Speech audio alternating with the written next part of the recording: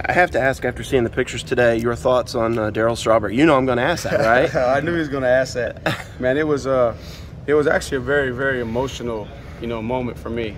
First of all, his message was outstanding and just right on time, and it had nothing to do with the player that he is or the player that he was. It's all about the man that he is today, and just he was my childhood hero growing up in the city of El Cajon, outside of San Diego, California. All you knew about was Darryl Strawberry. Everybody wanted to be Darryl Strawberry, and to have a chance to meet him, but to meet him in a different way than I ever thought I would. To know what he's been through and to hear the story and the message that he has, and from a son's first travel ball number to be number 18, and it was pretty cool. But just really appreciate him, his transparency. I appreciate what the Lord has done in his life.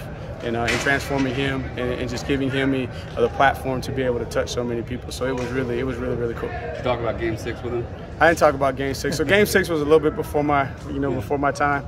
But I just remember, growing up and that's all we talked about is because, you played pickup baseball in California. We didn't play pickup basketball. We went to the ball field. We played baseball. And after you picked teams, everybody said who they were. And I just remember, hey, I didn't get number 16. I had Doc's number, but I always said I was Darryl Strawberry. That's funny. Dad was talking about, that he's just not a normal freshman, in terms of he'll win every sprint. He's just that competitive. What types of things do you see from him to show you he's not a normal freshman? Is even though he may not know exactly what he's doing, he's still going to go to the front of the line. And so he has a confidence, about himself, a constant confidence in his ability, but it's not an arrogance. And that confidence is that he will put in the work, and he has the ability to learn. And he's going to give everything that he has every single play, and not just here, but in everything that he does. And he's just an exceptional young man. You go look at his academic track record in high school, 4.0 student. He's been a 4.0 student since he got here.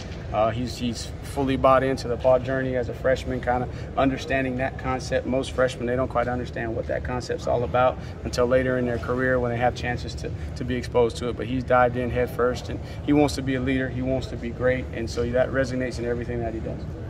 Coach, you have a tremendous group of tight ends. Even got Luke Price back with his blocking ability. Just your thoughts about that group and Jake Bringstool, how far he's come since the spring.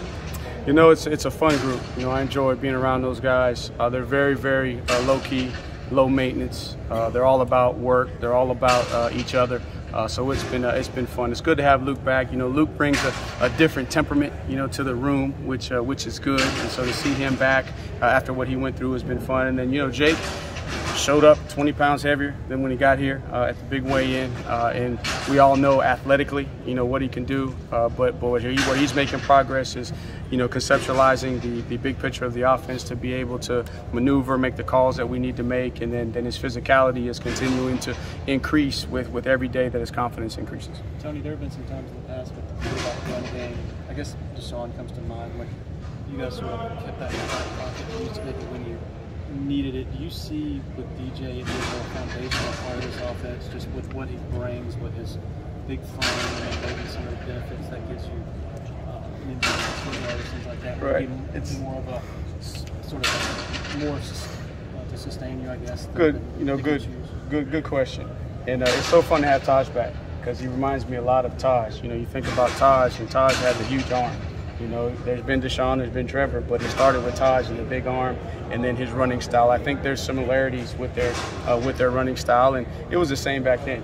He was that guy that neutralized the defense. Whenever you try to get a number, and obviously you want to hand the ball to the backs and tell those guys to carry the load. But whenever you need to neutralize the defense or balance it out to create the numbers, you got to have that quarterback run game. And then there's certain components of our RPO and our run game that the quarterback has to make us right, pulling the ball. And we've been fortunate to have guys that can go the distance, and I think DJ is potentially one of those guys in the long run. But we'll just got to see what he's comfortable with, where he's at.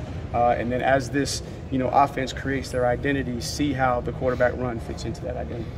You haven't seen them hit yet, but the offensive line, it looks a little different. Some of those bigger bodies now on the line. Do are you anxious to see them get out there and go head to head with that defensive line and see what they can do? Oh, no question. You come out here and obviously, first of all, the defensive line is unbelievable. That's a great looking group, and it's going to make us better, no doubt. But it's been fun to watch Pennington, move around. You got Tate, big bodies. Tucker, is a year older. He's moving better. Walker. So it is good to have those big guys, and just got to see where they're at. They're still swimming. You got 4 days of install in, and you added the shoulder pads today, so we got to pop a little bit. So I'm anxious to get in there and watch the inside run and some of the competitive stuff because it wasn't fully live. But it's good to see those guys can move. They're athletic, but there's still a lot to learn, and they're getting challenged too. And one of the frustrating things for us, but it's a blessing, is how we get challenged every single day in practice, physically from a personnel standpoint on that defensive line, and then schematically with what Brent does. And so it's been fun, but they're swimming a little bit because there's so much that's being thrown at them. So I'm anxious to get to Saturday when we get off the field and we just let them play. We've seen Bach at center.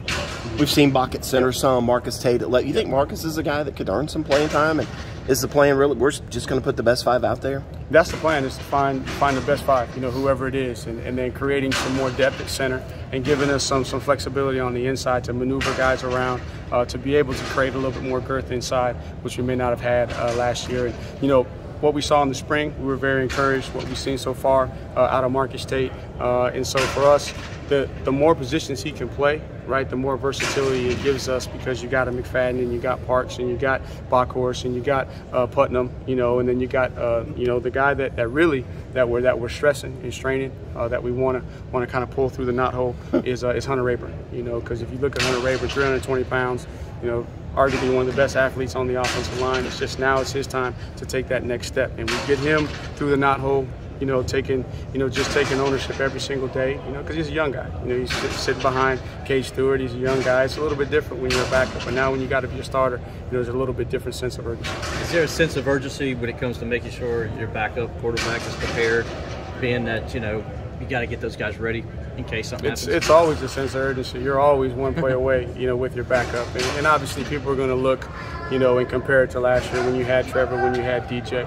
But it was still that sense of urgency. We had to have DJ ready for the Boston College game, not knowing that Trevor was going to go down. You had to have him ready for Notre Dame. So you always got to have a sense of urgency with your backup quarterback, because you're one play away. But for us, the biggest thing is just evaluating Tyson where he's at. Been encouraged with his progress, and then getting them young guys, to a point to where they can go in and operate and function and manage the whole system. Have you seen Hunter take another step, though, in case he's got to be the number 2 guy that he can go in there and win? I have. Mentally he's been really sharp, so far. Again, it's day 3 install or day 4 install, and a lot of that is carryover from the spring. We're going to start adding more as we get into day 6, 7, and 8. Want to see how he handles that. But so far, I've been encouraged with where he is mentally. How close is Pumachan? He looked really great when we saw him the first couple of days, and it was kind of amazing. We're excited, with the progress. We anticipate that we'll get him back at some point this season. Feel like he may be ahead of schedule, but it's still early to tell. But so far, man, he's done everything that he needed to do. He looks good, but obviously you got to let the medical folks make that evaluation. Just more healing is what he needs, or what? It's anytime you're dealing with injury, there's more than just the healing. There's the strengthening of muscles and ligaments and all that kind of stuff around there. I don't have the background in that, but I know there's more to just healing, and then there's the mental piece of it. Where I've been encouraged is just mentally, where he is and how he's trying to push himself. What are your thoughts on Will so far? Will Taylor? Mm-hmm. Man, he's lightning in a bottle. He's everything that Coach Sweeney, has advertised him to be. Man, he's got a confidence and a swagger about himself. Man, he'll let that thing rip. He can throw it from every arm angle. He's not afraid to pull it down and run. So you can tell that he's just got that competitive, fire to him. And he's actually picked it up, pretty good so far, just getting here this summer. So I've been encouraged with what I've seen out of Will. Is he confident in his arm? Is it because he's a ball player? Does he think that's part of what I think he's confident. I think he's confident in his arm. I think he's confident in his mind. I think he's confident in his legs. He doesn't look rattled at all out there, as sometimes freshmen do, especially as you get into the 4th, 5th day of installation, and you're just pounding it on him, and he's taking it in stride, and he's out there, and you can tell he processes quick too, because you can correct him quickly, and he's like, okay, yeah, I got it, I understand what you're talking about.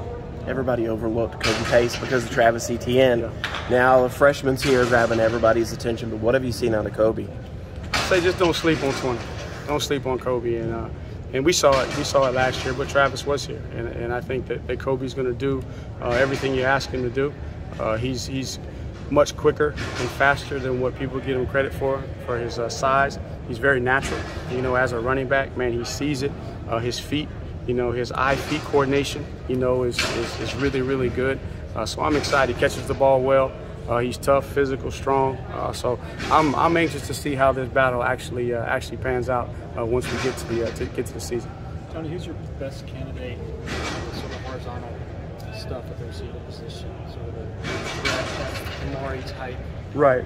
So Jay Ross is a guy that we've seen in the past do all of that. EJ's a guy that's got that short, you know, that short area quickness.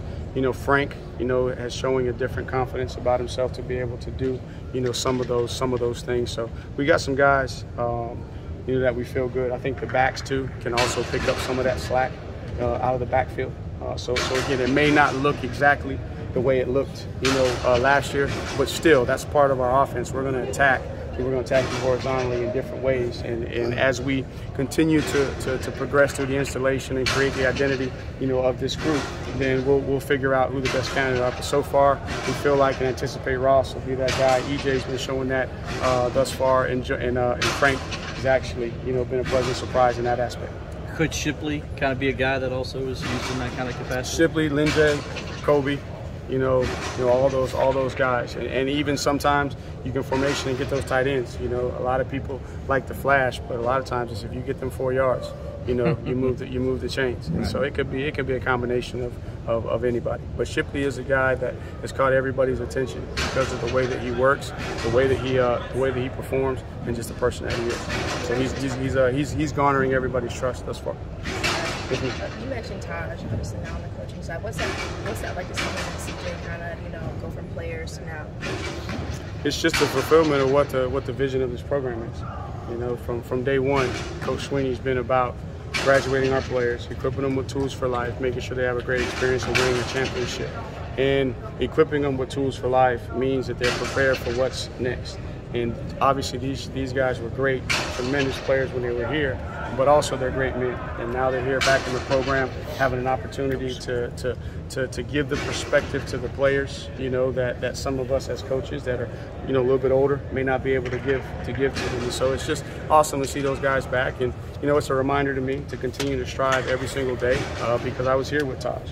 You know, I didn't play or coach with CJ, but I was here with Taj and Hot Rod McDowell and Artavis Scott. You know, they're heavily involved in his recruiting process. So it's so cool to see these guys back, and that's really what the program is all about. Is about building men. And now these guys are men. They're 30, 34 years old. They have families. You know, they're very accomplished in other arenas, and now they're back in a position to give back to the program. So it's pretty cool. Is Braden and Davis, where their mentality's at coming into camp for those two guys? Man, those boys are battling. I'm pushing them. You know, they can run. Either one of them can run out there first. So man, they're pushing each other, and then I'm asking them to take the lead to bring the rest of the group together, right? Because I'm a firm believer in my position room that it's about the position, right? It's not about the person, it's not about an individual, it's about the standard of the position. And the only way that we're going to be able to play to that standard is that everybody, right? Everybody elevates the level of play. And the only way we're going to do that is together, pushing each other. So their mindset is, man, come in, compete, be a physical presence, you know, in the run game. And then when we're in the pass game, you can't tell the difference between a tight end and a wideout. They look just like the other guys. So they're accepting the challenge. You know, there's a lot of nuances in the pass game, you know, that they're learning, and really challenging these guys to continue to be a physical presence to help these young, you know, offensive linemen, and set the tempo and bring leadership. Was Brady still with that guy? Nah, he wasn't out there. Did you mention Tristan Lee earlier? I didn't mention, you know, he slipped my mind. Give your take on sort of his big body that can move.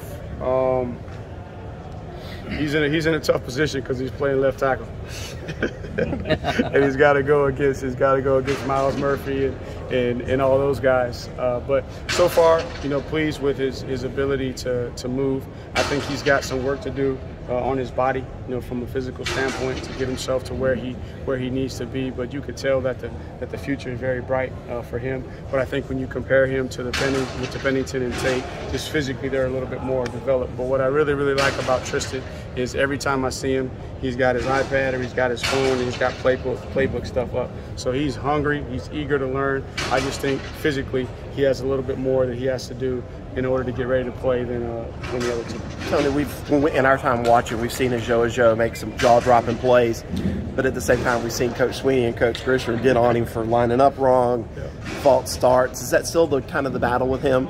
No, I mean, Joe, man, he's put in the work, and you can just tell that his confidence, is there. He's not perfect, and don't expect him to be, but what you're seeing is he has a desire now to give a perfect effort. He's learning how to do that, and that's where that challenging, from Coach Sweeney has really, really taken hold. And he's pushing Joe. And so what you're starting to see is you're starting to see us getting back to potentially being what we've been in the past with that 1-2 punch at the 9-man. He's a lot more consistent. He's a lot more fluid because he's not thinking. He's a lot more confident. So it's been fun to watch his evolution. How about his body? I was just curious, how about his body? Now, body looks great. I think he was around between 221 and 224. He's a freak. He's a freak of nature. And now it's just our job as coaches is to help, polish that diamond in the rough. We got to cut it. We got to polish it. Just so when the light hits it, it shines bright. Does he remind you of anybody, or is he his own person? Man, he's his own person. Like, he's different. Like, if I had to say a person he reminded me of, like, his movements remind me of Nuke, DeAndre Hopkins, but he's bigger, might be a little bit faster, but he reminds me, but he's not there yet from the mental aspect where, Nuke, you threw it in his zip code, it was being caught, which I think Joe has that potential, right? He has that potential, but he just has to develop that, that mindset. But physically, he's his own guy, but moves similar, in my opinion, to Nuke. Is he at a point right now where, big play against Georgia, you feel comfortable putting him in the game, or is that something that you want to see kind of keep developing? He's trending in the right direction. He's definitely trending in the right direction. I want to see how he continues to battle through camp. Can he maintain, his approach day in and day out, and then that's where he's going to earn the total trust and the total confidence. But he's trending in the right direction. What's been your impression of that freshman line group as a whole? Do you expect some of those guys to be able to help you this year? We're pushing them. We're pushing them, and then you gotta throw Brian Tucker, kind of into that freshman group. We're pushing him. He looks, much improved. Pennington, as I talked about, Tate, as I talked about, physically, man, those guys are big guys, can move people, they can play inside and outside. Tristan is more of an outside guy right now.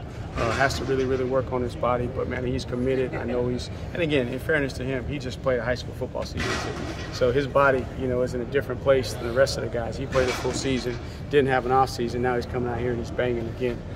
So that's the impression is, man, the future is very bright with those guys. Still a lot to learn, but we're pushing them and we're trying to get those guys to step up, and then the Paul Teos, the Hunter Rayburn's, the Tuckers, the Mitchell Mays, all those guys got to take that next step. And the first couple of days been encouraged, but we'll see as we continue to go through camp, can they maintain and continue to make the progress we need. Talk about the defensive line, what kind of challenge that is. What is it about these guys? How different is it from last year? Oh man, it's they're talented and they're very, very deep. And what I'm seeing though is I think the difference is, okay, you talk about Dexter, you talk about Clee, you talk about Christian, those guys had to work together to create that chemistry and cohesion, and it didn't just happen when they all got together. It was over time. And so what I think you're seeing now is you're really starting to see, what Bates and what Ski are trying to instill in those guys of just that best mentality, everybody pushing each other. It doesn't matter who runs out there first, playing to a standard. Those guys are flying around. They look like they're in unbelievable shape. They're deep, they're confident, and they're having a lot of fun. So I think the biggest difference is they're a year older. Now they've had a chance to really be around her, and you're really starting to see that chemistry and cohesion come together. Going back to Shipley just real quick, the kid that wore one pair of tennis shoes all through high school because his dad bought them for him. Does that kind of speak to his mentality? Is he still wearing them? So check this out. I'm a sneaker guy, right? And he's almost convinced me to go get a pair of Air Monarchs. All right. Shout out to Shipley. And to be honest with you, and what I love about Shipley is he's confident in who he is. He don't. And we pick at him. We'll send him group texts talking about the dad shoe and all that kind of stuff. And he'll buy another pair. You know, that's the kind of guy he is. But that's what you appreciate about him. The reason he is where he is, who he is because he's confident in who he is and he's not ashamed of it. And he believes in what he stands on, and he stands on it every single day. Does it feel like this offense is like